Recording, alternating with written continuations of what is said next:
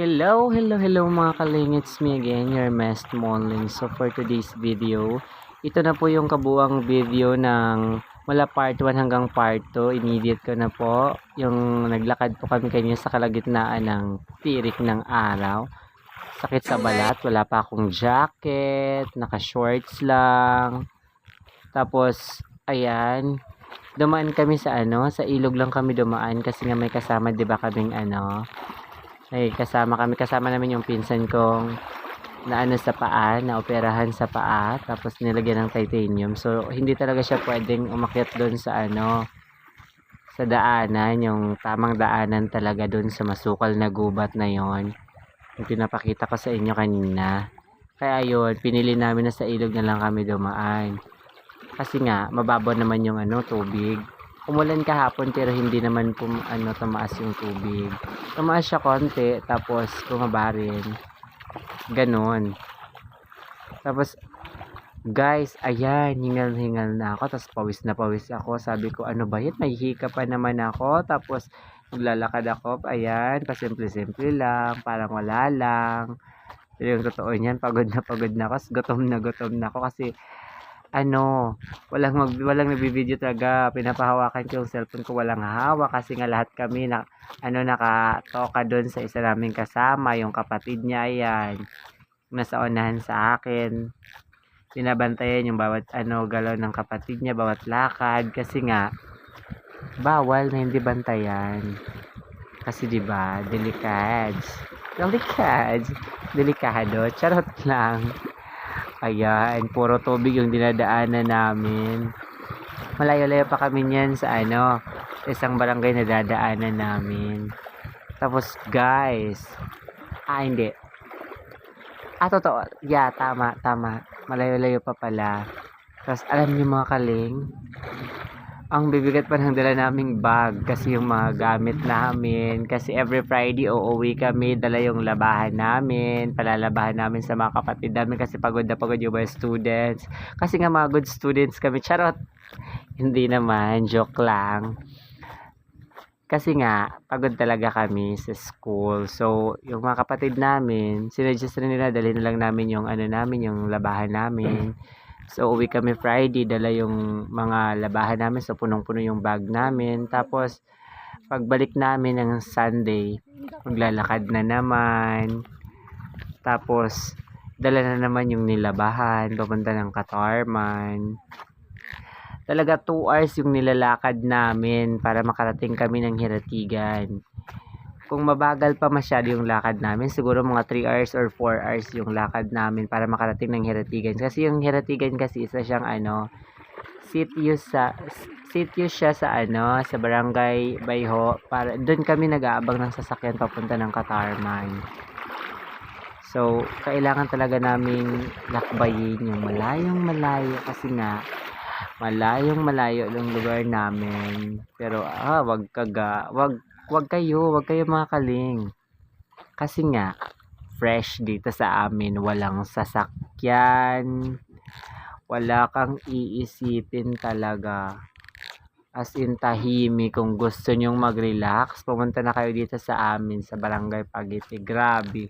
Relax dito from the water. Grabe, fresh na fresh yung water namin, yung pinapaligo namin, yung iniinom namin, ginagamit namin pagsaing. Tapos yung tubig, ayan, kung makikita nyo sa video kong to, merong naglalaro ng mga bata. Tapos dumaan na kami sa masukal na daanan. Yung masukal na daanan na yun, ang kati-kati sa balat niyan, yung mga damo. Pero yan talaga yung daanan, wala kaming choice. Dumaan kami dyan kasi nga after ng daanan na yan, makakarating na kami sa isang barangay, ang Barangay Hibunawan. So ayan, hindi ko na talaga kaya dyan. Humingi ako ng tubig dyan sa sa pinsan ko, yung nasa unahan ko. Hati-hati kami sa isang mineral water. Grabe, kasi nakalimutan namin magbaon ng tubig. Nakalimutan ko rin yung tumbler ko. So ayan, lakad kami ng lakad. Tapos Sabi ko, okay lang yan. Malapit na naman yung isang barangay. Pagdating namin sa barangay na yun, bumili kami ng bumili kami ng tinapay. Nakalimutan ko ng mag-video. Bumili kami ng tinapay, ng tubig. Tapos nakipagtsikahan pa kami sa dati naming sa kaibigan namin. Kaya medyo tumagal rin yung namin. Nakarating kami kanina ng Katarman. Siguro mga anong oras na ba yun? Basta mga hapon na ata yon or mga tanghali. Ganon. Ayun na.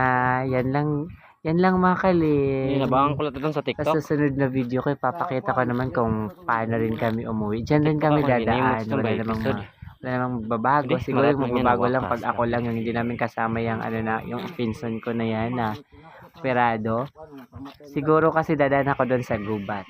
Sa gubat na daanan. Papakita ko yun sa inyo pag doon ako dumaan. Kan Supremo. Sige, see you mga kaling. Vernish kan kuan. Gimpatan ni vernish kan. Tanay natin. Gimpat ato gingamit ni vernish na kay pagpatay kan luwalhati. Mo nakamatay luwat kan kuan. Atim. Patay sila walhati. Naging aswang siya talaga.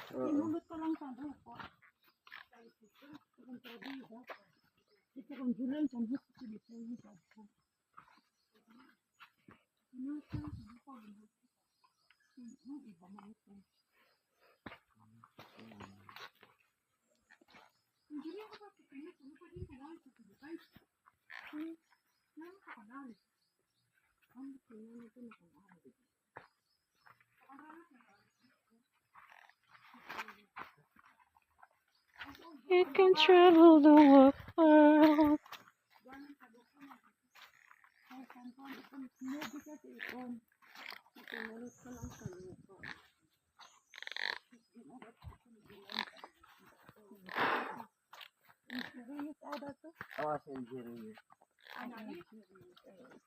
Si Luxurious liwas sa ananay niya sa aso ng San Roque, no?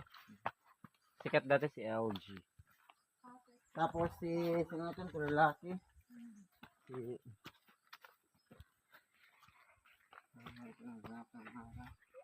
Mali si Patrick. CG. Di ba si Patrick? CG nga ni. Mamati. Hindi na nga ni Patrick sa siya. Patrick yan. Para sabot nga.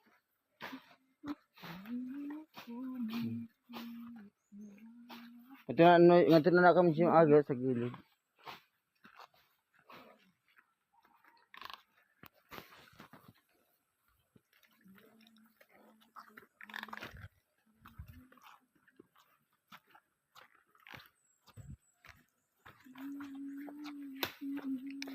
You can travel the world.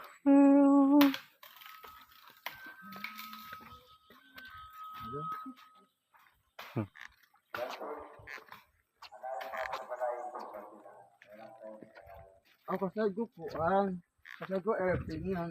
Ito kasi airport. Ah, Di ba sa na airport? Nag-warning mo na. Tapos malanding na airplane. yeah, pag di kuan lang pag tilo pa, di ba?